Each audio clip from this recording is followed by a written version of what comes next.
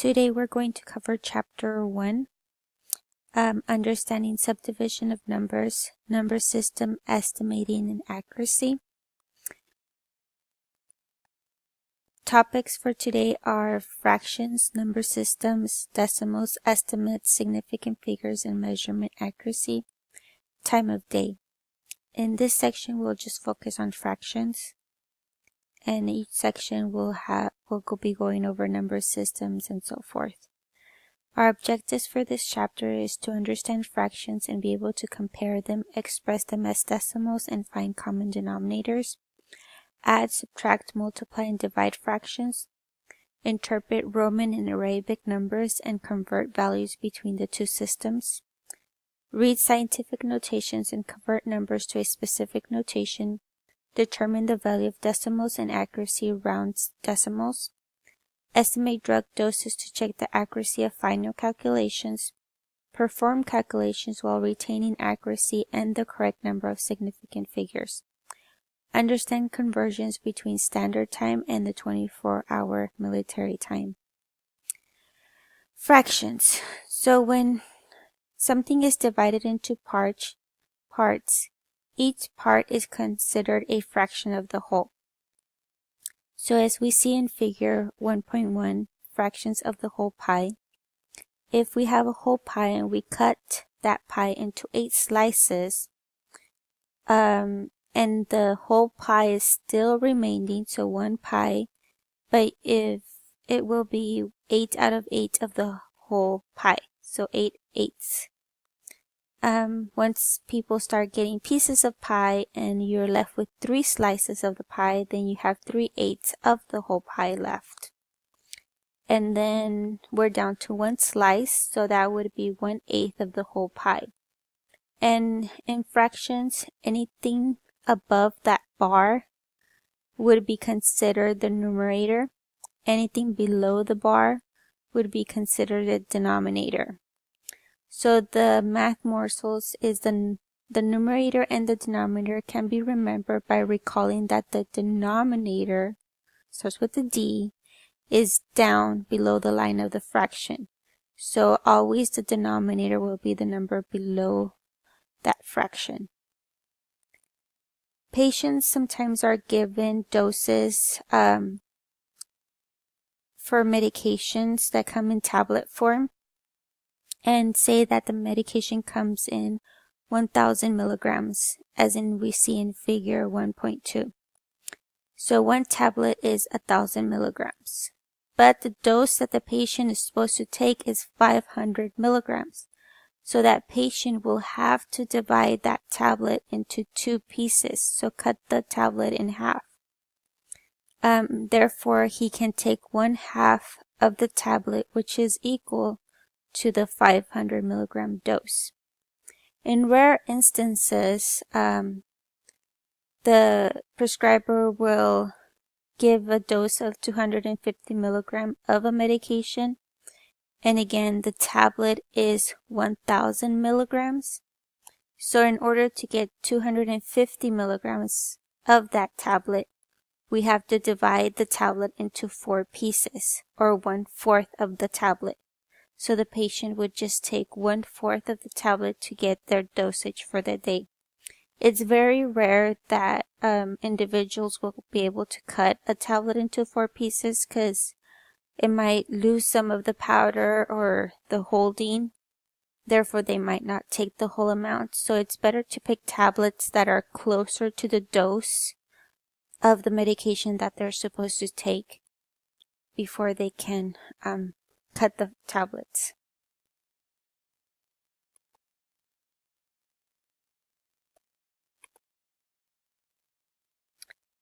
So there are different types of fractions. We'll just go over them briefly. A proper fraction has a value less than 1. So the numerator is smaller than the denominator. And so 7/8 and 9/10 are proper fractions because, again, the numerator, the number on the top, is smaller than the denominator. Improper fractions have a value greater than 1. that means that the numerator is greater than the denominator. So 6/5 and 7/5 are improper fractions because, again, the numerator is greater than that denominator. Mixed numbers consist of whole numbers and fractions. So 5 whole and 1/2 is the same as this improper fraction of 11/2. Complex fractions are both the numerator and the denominator are fractions. So again, we have a bar in the middle, but then again, we have a fraction on top and a fraction on the bottom. So that's a complex fraction. For good measure, so proper fractions always have a value less than 1 or less than the whole of what is being talked about. So comparing fractions, if fractions have the same numerator, the fraction with the smaller denominator will have the higher value. Okay. So which of the following nitroglycerin tablets has the largest dose? So if we said that fractions with the smaller denominator have the higher value. Okay. So if the numerator is the same, so we have 1, 1, 1 in the numerator, now we need to focus on the denominator. So anything with the smallest denominator will have the largest value. And that's what we're looking for in this first example. So 200, 150, and 100. So which of these have the lowest value? It's the 100. So 1/100th grain would be the tablet with the higher dose. If fractions have the same denominator, the fractions with the largest numerator will have the higher value. So in this case, 10, 10, 10, all the values in the denominator are the same. And we said that the larger numerator, the higher the value. So what is the question asking us? Which of the following nitroglycerin tablets is the smallest dose? So we're looking for the smallest dose. We're not looking for the higher dose in this instance. So that means we have to look for the smallest number in the numerator in order to get our answer. So we have 3, 4, and 6. So which of these numbers is the smallest? 3. So 3/10 milligram tablet will be our answer for the smallest dose.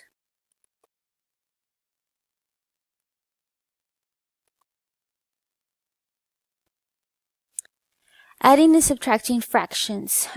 When the denominators are the same, it's necessary to find a common denominator, a number in which each of the unlike denominators can be divided evenly. Each fraction must be multiplied by a form of 1. So we have to multiply by something that will equal the value of 1. So 2/2, 3/3, 4/4 will give us a value of 1. So both the numerator and the denominator have to be the same. Multiply by 1 dose does not change the value of the number. Okay, so anytime you multiply by a whole does not change the value of the number. So adding and subtracting fractions. Example. So find the sum of 1/2 plus 3/5. So again, the denominators in these two fractions are not the same, so we need to find a common denominator. And the common denominator for both is the 10. So convert each fraction to tenths. So in order to convert the bottom numbers into tenths, we have to multiply the 1/2 by 5. 5/5, again, that's a whole. So 1 times 5 will give us 5. 2 times 5 will give us tenth. Now to convert 3/5 to tenths, we have to multiply the 5 times 2. Therefore, the top number also has to be 2, the numerator. So 3 times 2 will give us 6. 5 times 2 will give us 10. So now that the denominators are common, we can go ahead and add the numerators. So 5 plus 6 will give us 11, and the denominator stays the same. Again, this is an improper fraction, so we need to convert it to a mixed fraction because the numerator is greater than the denominator. Therefore, we have 1 whole, so 10 divided by 11, 1 whole, and 1/10 would be our answer. Steps to finding a common denominator. So sometimes when you have more than 2 fractions and you want to add them, you need to find a better way to get the common denominator of the fractions. So in order to do that, you have to, the easiest way is to get a factor of each of the denominators. So 15, the factors would be 3 and 5. And again, factors would have to be anything that's divisible by itself and 1 only. Okay? So 6 would be 2 times 3. Those are the factors. 36, 2 times 2 times 3 times 3 would be the factors. Step 2. See what factors any of the denominators have in common. So in 15, we have 3 and 5. Has a 3 in its denominator. 6, we have 2 and 3, so the common value here is 3. And then for 36, we have 2, 2, 3, 3. So we have 2's and 3's in their denominators. Okay, so step 3. Form a common denominator by multiplying all the factors that occur in all of the denominators. If a factor occurs more than once, use the largest number of times it occurs in the denominator. So in this case for the 6, 2 and 3, we have the same ones for 36. So that means we are going to take the ones in the 36 and we're going to take also the 5. Since we already have a 3, we're not going to add it. So we have a 5, 2 2's, and 3 3's. So 5 times 2 times 2 times 3 times 3 will give us 5 times 4 times 9, which will give us 180. So the product of all the original denominators is 15 times 6 times 36 will give us 3,240. So it's better to work with the 180 than the 3,240.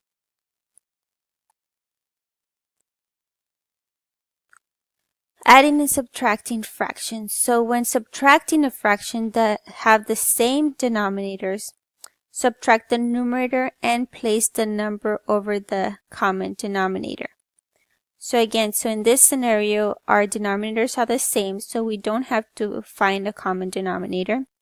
So we'll just focus on the numerators. So 3 and 5. And we'll set up the problem in where the 5 minus 3, so we don't get a negative, is equal to 2, 6. And we see that the 2, 6, we can go ahead and reduce it to a smaller fraction. So if we reduce by 2's, 2 divided by 2 will give us 1. 6 divided by 2 will give us 3. So our final answer is 1/3. Safety in numbers. So when working with fractions, always include the units if known after the number. For example, 1/2 milligram tablet.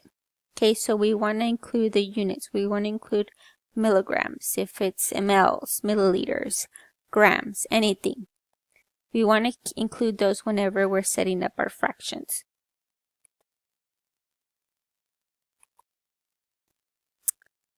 So when subtracting fractions that have different denominators, again, we need to find that lowest common denominator. So to convert to equivalent fractions, subtract the numerator, then place the number over the denominator. So 2/3 and 3/4. Their common denominator would be 12. So convert each fraction to 12ths. So 4 times 3 gives us 12. So 3 times 3 gives us 9. 3 times 4 gives us 12. So 2 times 4 gives us 8.